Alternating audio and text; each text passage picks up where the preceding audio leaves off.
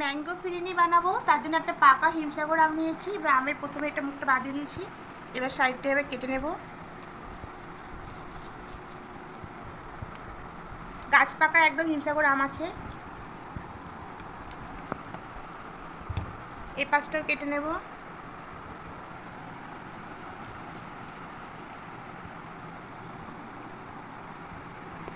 চামচে করে এবার এটা সব বার করে নেব, আমের ছাঁচটাকে এভাবে বার করে নেব আমটাকে।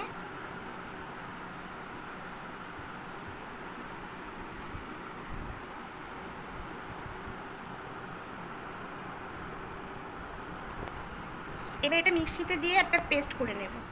দুধ দিয়েছি, দুধটা খুব ভালো করে ফুটিয়ে নিয়েছি, দেখুন কতটা ঘন হয়ে এসছে। এখানে 500 দুধ নিয়েছি, 1/2 লিটার। তা এটা খুব বেশি ফুটিয়ে ঘন করতে হবে না, মোটামুটি একটু ফুটিয়ে নিলেই হবে। তা এইভাবে ফুটিয়ে একটু গাঢ় করে নিয়েছি, মানে ঘন করে নিয়েছি। আর এখানে রেখেছি বাসমতি চালের পেস্ট। বাসমতি চালকে আধ ঘন্টা মানে ধুয়ে ভিজিয়ে রেখেছিলাম, তারপর এরকম একটা পেস্ট করে নিয়েছি। দেখুন এইভাবে পেস্টটা করেছি, খুব মিহি হবে না, একটু দানা দানা ঠেকবে। আর এখানে আমের পেস্টটা করে নিচ্ছি নিচে।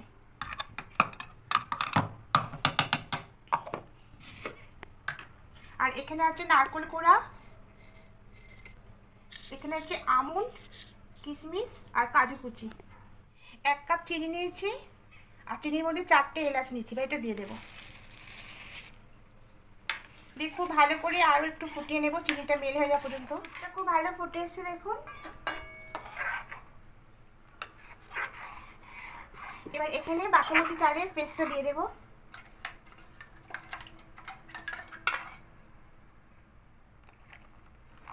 এবার অল্প অল্প দেবো।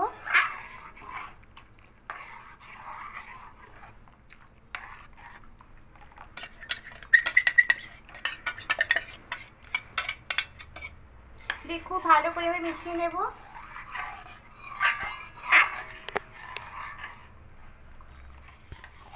এভাবে ফুটিয়ে নিয়েছি, এটা খুবই নেড়ে যেতে হবে, নাহলে বসে যাবে। এবার এখানে আমের পালটা দিয়ে দেবো।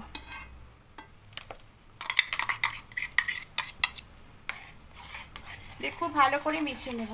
স্যান্ডউইচে করে করতে হবে, তাহলে খুব সুন্দর হবে। মিডিয়াম আঁচে রাখতে হবে। এবার এখানে এলাচগুলো তুলে নেব।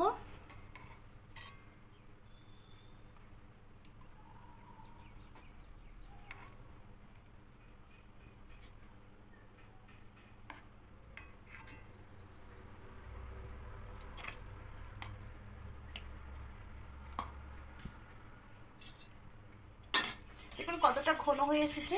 এবার নারকেল কোড়াটা দিয়ে দেবো।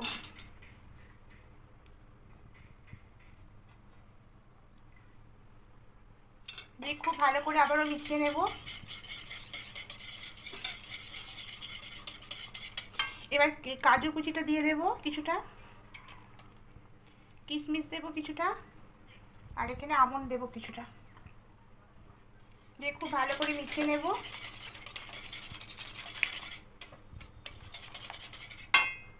এখানে আর একটা আছে এলাচের টুকরো, 4টে ছিল। পুরো হয়ে গেছে, এরকম থাকতে নামিয়ে নেব। এবার গ্যাসটা অফ করে দেবো, দিয়ে এটা ঠান্ডা হতে দেবো। এবার এটিকে অল্প ঠান্ডা করে নিয়েছি। এখানে দেখুন মাটির ভাঁড় রেখেছি, খুব ভালো করে মানে ধুয়ে রেখেছি এটা। এবার এর মধ্যে এটা দিয়ে দেবো।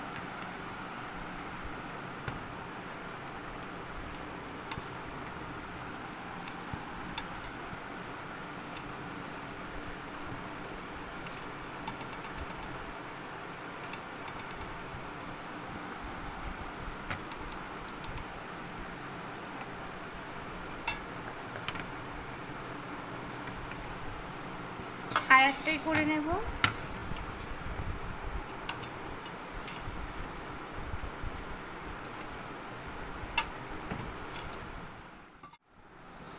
তিনটে মাটির ভাঁড়ে আমি করে নিয়েছি দেখুন। এবার এর উপর দিয়ে আমি এগুলো দিয়ে দেবো। প্রথমে নারকেল কোড়া দেবো,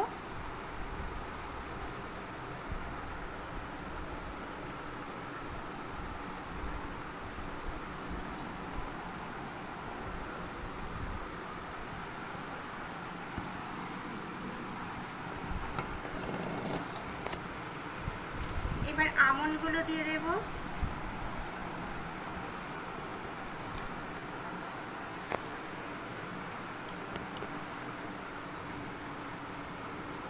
কাজু দেব,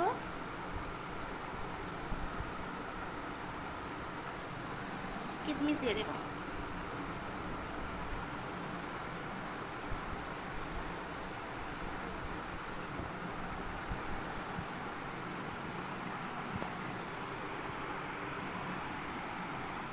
সব কমপ্লিট হয়ে গেছে। এবার ফ্রিজের মধ্যে এটাকে আমি রেখে দেবো, পুরো ঠান্ডা হতে দেব।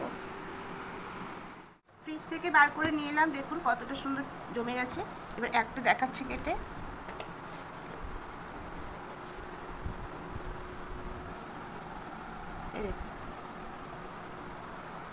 এরকম গরমে এরকম ঠান্ডা ঠান্ডা আমের ফিরনি খেতে সত্যি খুব ভালো লাগে। একবার বানিয়ে দেখবেন, খুব সুন্দর খেতে লাগবে।